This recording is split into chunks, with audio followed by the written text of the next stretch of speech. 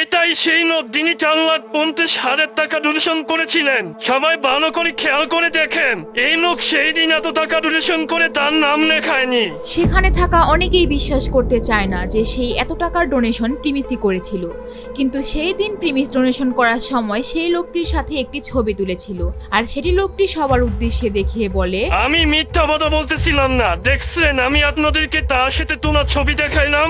এই লোকে ওই দিন আমাকে 4,50,000 টাকা দিয়েছিল। প্রিমিসের কথা শুনে সেখানে থাকা বেশিরভাগ লোকেরই হোশ উড়ে যায়, কারণ এতক্ষণ তারা প্রিমিসকে রাধিকার চাকর ভেবেছিল, আর এখন যখন তারা প্রিমিসের আসল রহস্য জানতে পারলো, তাদের সবার নজরই পাল্টে যায়। আরে ভাই, এই ছেলে তো কঠিন মানুষ, নিজে কেমন সাধারণভাবে জামা কাপড় পরে আছে, আর সে আবার এত জনকে ডোনেশন করলো, পুরাই অবাক কাণ্ড।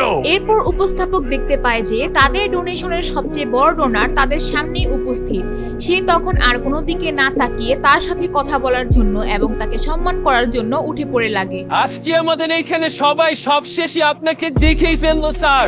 আমি মন থেকে আপনাকে থ্যাংক ইউ দিতে চাই, কারণ আপনি বাচ্চাদের জন্য এতগুলো টাকা দিয়েছেন। এটা এই গরিব বাচ্চাদের অনেক উপকারে আসবে। আচ্ছা স্যার, আমি কি আপনার নাম জানতে পারি? আমার নাম প্রিমিস। আচ্ছা, আপনার নাম প্রিমিস, কিন্তু আমার মনে হচ্ছে আপনার এটা ফুল নেম না।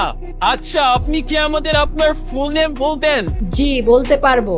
আমার ফুল নেম হচ্ছে প্রিমিস চৌধুরী। ওয়াও, খুব সুন্দর নাম। নাম শুনেই মনে হচ্ছে খানদানি নাম, মনে হচ্ছে কোনো বড় পরিবারের ছেলে, আর আপনার সংস্কারও খুব ভালো। আচ্ছা, সবাই প্রিমিস স্যারের জন্য একটা জোরে হাততালি দেন। সবাই প্রিমিসের জন্য জোরে জোরে গণতালি দেয় এবং সবাই প্রিমিসের নামে গুণগানও শুরু করে দেয়। এইগুলো দেখে প্রিমিসের মনে খুব ভালো লাগে এবং একটু পর পরিবেশ শান্ত হয়। এখন আমরা প্রিমিস স্যারের সাথে কিছু ছবি তুলবো। আমাদের এই ডোনেশন ফান্ডের সবচেয়ে বড় ডোনার প্রিমিস স্যারকে আমাদের সাথে ছবি তোলার জন্য আহ্বান করব। প্রিমিস ছবি তোলার জন্য রাজি হয় এবং স্টেজ থেকে সে রাধিকার দিকে তাকিয়ে দেখতে থাকে, আর এই দিকে রাধিকা তো বিশ্বাসই করতে পারে না যে এত বড় ডোনেশন আর কেউ নয়, প্রিমিসই করেছিল। এরপর প্রিমিস সবার সাথে ছবি তোলার আগে উপস্থাপকের সাথে কিছু একটা বলে। আচ্ছা, আমার একটা কথা ছিল, আমি কি আমার কোনো একটা ফ্রেন্ডকে স্টেজে ডাকতে পারবো? হ্যাঁ স্যার, অবশ্যই। এটা আমার প্রশ্ন করার কি আছে, আপনার যারে মন চায় আপনি এখানে নিয়ে আসেন। এরপর প্রিমিস রাধিকাকে নিয়ে স্টেজে আসে, আর এইদিকে সবাই তার জন্য স্টেজ ক্লিয়ার করে রাখে। স্টেজের এক পাশে চারু উঠে দাঁড়িয়ে থাকে, আর সেটা দেখে সেই ইভেন্টের দায়িত্ব থাকা লোকটি তার সামনে গিয়ে বলে, ম্যাডাম, আপনি এখানে কি করতেছেন এখনো? আপনি নিচে গিয়ে বসেন, আমাদের গেস্টরা এখন ছবি তুলবে। আমরা আপনাকে এখানে আনানো করতে পারবো না, আপনাকে এর আগেও বারণ করা হয়েছিল। না, আমি নিচে নামতে পারবো না। আমি এখানে কয়েকটা ছবি তুলবো আর 2-1টা টিকটক ভিডিও বানাবো। চারু আর আকাশ যখন শুনে এই 4,50,000 টাকা আর কেউই না, প্রিমিসই ডোনেট করেছে, তখন তাদের যেন পায়ের নিচ থেকে মাটি সরে যায়। আকাশ তো লজ্জায় চুপচাপ নিচে গিয়ে বসে পড়ে, কিন্তু চারু কোনোভাবেই তা সহ্য করতে পারছিল না যে রাধিকা এই স্টেজে গিয়ে সবার সাথে ছবি তুলবে। ম্যাডাম, আমরা আপনাকে তখন থেকেই না করেছিলাম, এখন আর আপনাকে সহ্য করতে পারবো না। আপনার যদি ছবি আর টিকটক বানাইতে হয় তাহলে আপনি স্টেজ থেকে নেমে গিয়ে এগুলো করেন। এরপর চারু কোনো সিন ক্রিয়েট হওয়ার আগেই স্টেজ থেকে নেমে আসে, কারণ সবাই যদি শুনে তাকে স্টেজ থেকে নামিয়ে দেওয়া হচ্ছে জোর করে, তাহলে সে আরো অপমানিত হবে। এরপর সবাই ছবি টবি প্রিমিসের সাথে তোলার পর প্রিমিস আর রাধিকার জন্য শুধু স্টেজটা খালি রাখে। প্রিমিস স্যার, আপনি কি আর কিছুক্ষণ আমাদের সময় দিতে পারবেন? আসলে আপনি এখানে সবচেয়ে বেশি ডোনেশন দিয়েছেন, আপনি কি আপনার সম্বন্ধে কিছু আমাদেরকে বলবেন? আচ্ছা, ঠিক আছে, আমি আসি। আর আপনারা কি জানতে চান আমার কাছে বলেন। স্যার, কিছু মনে না করলে যদি বলতেন, আপনার সাথে যে মেয়েটি আসছে উনি কি আপনার গার্লফ্রেন্ড হয় নাকি? হ্যাঁ, আপনি ঠিক ধরেছেন, রাধিকা আমার গার্লফ্রেন্ড। প্রিমিস এটা বলার পর কিছুটা ঘাবড়ে যায়, কারণ সে ভাবছিল এটা যদি এখন সবার সামনে রাধিকাকে বলে, সে যদি আবার মানা করে দেয়। কিন্তু যখন প্রিমিস রাধিকার দিকে তাকায়, তখন সে দেখতে পায় রাধিকা লজ্জায় মাথা নিচু করে আছে। আচ্ছা ঠিক আছে, তাহলে আমরা পরের প্রশ্নে যাই। আপনি এত বড় টাকার ডোনেশন দিলেন, তাহলে আপনি আপনার নামটা কেন লিখলেন না? এইটার আমি সোজাসুজি উত্তর দিতে চাই। আমার এই ডোনেশনের মেইন উদ্দেশ্য ছিল বাচ্চাদের জন্য, যাতে বাচ্চাদের সুন্দর একটা ভবিষ্যৎ হয়, আর তাদের জন্য পড়ালেখা খুবই গুরুত্বপূর্ণ। আর এইগুলা করে আপনাদের এইখানে সবার মাঝে সম্মানিত হয়ে ছবি তোলার কোনো ইচ্ছাই আমার ছিল না। এমনি তো কিন্তু এই ডোনেশনের পরিমাণ এত বেশি ছিল না যে আমার এখানে নাম লেখানো লাগবে। প্রিমিসের কথা শুনে সামনে থাকা সবাই অনেক খুশি হয়, সবাই তার প্রশংসা করতে থাকে। প্রিমিস তাদের সবার দিকে তাকিয়ে দেখে সবাই অনেক খুশি তার এই আচরণে। কি আর বলবো স্যার, আপনার কথা শুনে আপনার জন্য আরো সম্মান বেড়ে গেল। আমার খুবই ভালো লাগতেছে, কিন্তু আমি আপনাকে ডিস্টার্ব করার মতো প্রশ্ন করতেছি, এর জন্য আমাকে মাফ করবেন। আর আমি আরো এমন একটা প্রশ্ন করতে চাই। আরে কোনো সমস্যা নাই, আমি কিছু মনে করি নাই, আপনি বলেন কি জানতে চান। স্যার, আপনি তো অনেক বড় মনের মানুষ, পাশাপাশি আপনার ডোনেশনের পরিমাণ দেখে বোঝা যায় যে আপনি আসলে কত বড় লোক হতে পারেন। কিন্তু একটা প্রশ্ন স্যার, আপনি এমন সাধারণ ড্রেস আপ কেন পরে থাকেন? আপনার গার্লফ্রেন্ড তো ভালো ড্রেস পরে আছেন। স্যার, কিছু মনে করেন না আবার, আসলে এমন হতে পারে যে কোনো রহস্য আছে, আমরা সেটা জানতে চাই। দেখেন, আমি বড়লোক সেটা ঠিক আছে, আমার কাছে টাকা আছে এর জন্য আমি বড়লোক, কিন্তু আমার মনে হয় না এর জন্য আমার ব্র্যান্ডের জামা কাপড় পরতে হবে। আর আমি এমন সাধারণ ড্রেস পরে কমফোর্টেবল ফিল করি। আর আমি আমার গার্লফ্রেন্ডকে পছন্দ করি, তাকে দেখতে ভালো লাগুক, তাই ওকে দামি দামি জামা কাপড় পরতে বলি। ইমপ্রেসিভ স্যার, কি আর বলবো, আপনার মতো মানুষ, আপনার মতো প্রেমিক পাওয়া মেয়েদের জন্য ভাগ্যের ব্যাপার।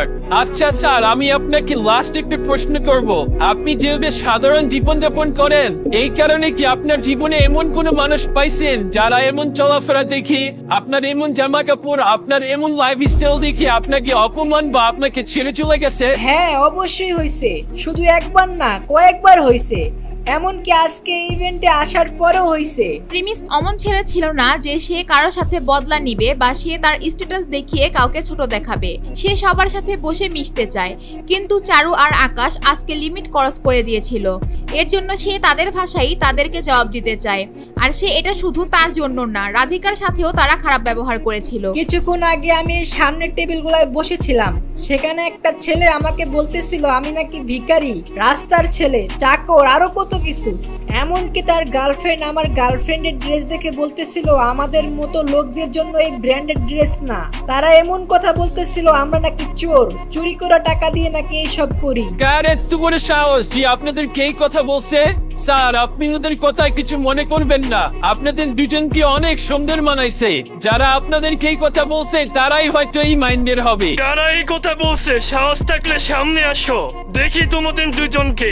আমরাও দেখতে চাই তোমরা কত বড় লোক মানুষ, আর তোমরা কত টাকার অনুসরণ করেছ। তোমাদের শরম থাকা দরকার, এত ভালো মানুষদের সাথে তোমরা এমন ব্যবহার করছো।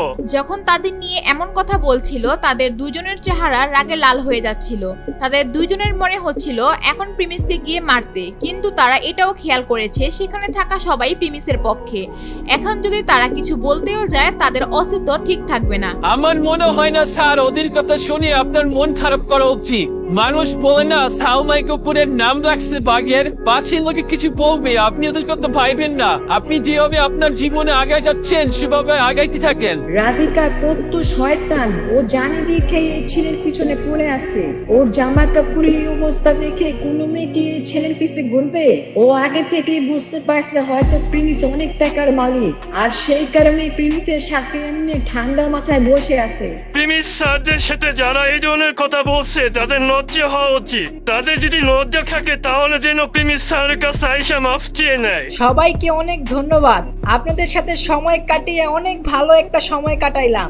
সবার জন্য ভালোবাসা রইল, আর সবাইকে ধন্যবাদ, আপনারাও বাচ্চাদের জন্য এগিয়ে আসছেন। এরপর প্রিমিস আর রাধিকাকে সবাই অনেক সম্মানের সাথে বিদায় দেয়। তারা দুইজন যখনই সেখান থেকে চলে যাওয়ার জন্য রওনা দেয়, ঠিক সেই সময় তাদের সামনে একজন এসে হাজির হয়, যাকে দেখে তারা অনেক চমকে যায়। সে আর কেউ নয়, সে হচ্ছে প্রিমিসের এক্স গার্লফ্রেন্ড সুনাইরা।